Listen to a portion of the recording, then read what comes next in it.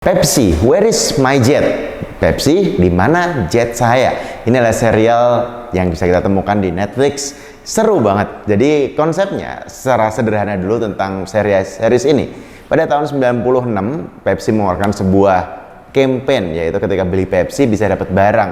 Jadi kalau bisa berapa poin dapat kaos, berapa poin dapat jaket, berapa poin dapat kacamata, dan ini booming. Tapi di iklan itu dia juga menyebutkan kalau kamu bisa ngumpulin 7 juta poin, kamu dapat pesawat jet tempur, Harrier jet. Itu iklannya viral banget, banyak orang ngumpulin poin untuk dapetin kaos, dapetin tas, dapetin banyak hal.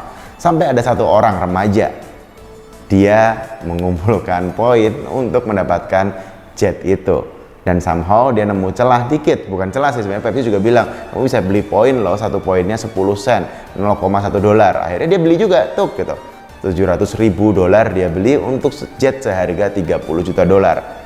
Akibatnya apa? Pepsi kalang kabut, kebakaran jenggot, dan sangat stres ngadepin itu. Singkat cerita, perang media, perang pengacara, tuntut-tuntutan di jalur hukum terjadi. Karena Pepsi nggak mau ngasih, dia bilang ini cuma lelucon kok gitu. Yang ini loh, kamu kan bukannya iklan di TV bilang kalau 7 juta poin dapat jet, mana jetku gitu kan. Dan singkat cerita, 3-4 tahun kemudian si anak kecil 20 tahun ini kalah, dia nggak dapet jetnya. Yang menarik adalah apakah Pepsi menang? Ternyata enggak. Justru si orang ini, anak kecil ini dapat bener-bener kayak perhatian dari semua orang di situ. Semua orang di Amerika saat itu bahwa ini orang Pepsi curang nih, Pepsi salah nih, Pepsi kok gini sih, dan seterusnya. Dan bahkan siapa yang nyangka kejadian 96 yang dia pikir sudah selesai, berapa tahun? 27 tahun kemudian ada sebuah film yang bahas itu. Tiba-tiba image Pepsi kehajar lagi karena film itu.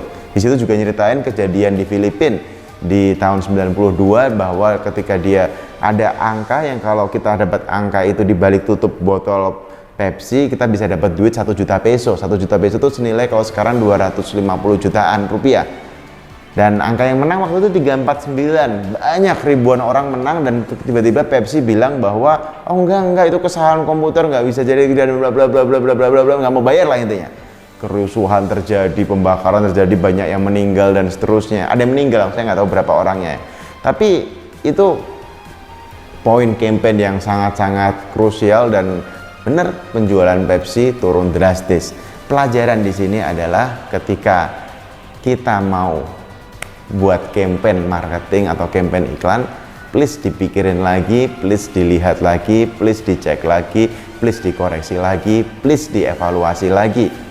Hanya sekedar kayak ini dari sudut pandang customer, dia nerimanya apa, mikirnya apa, dari sudut pandang budgeting gimana, masuk enggak. Saya sendiri melakukan banyak sekali kesalahan dulu, kayak oh iklan ini ternyata nggak masuk budget, jadi kita jual, ternyata kita jual rugi, oh ternyata ini, dan seterusnya dan seterusnya dan seterusnya. Dan di Indonesia juga banyak beberapa blunder yang terjadi oleh perusahaan-perusahaan, saya nggak sebut mereknya, sampai dia harus ganti nama, sampai dia dituntut hukum dan seterusnya, banyak terjadi. Hanya mungkin karena ada tim desain yang iseng, atau tim copywriting yang cobain deh gitu, atau tim marketing director yang kayaknya seru nih gitu.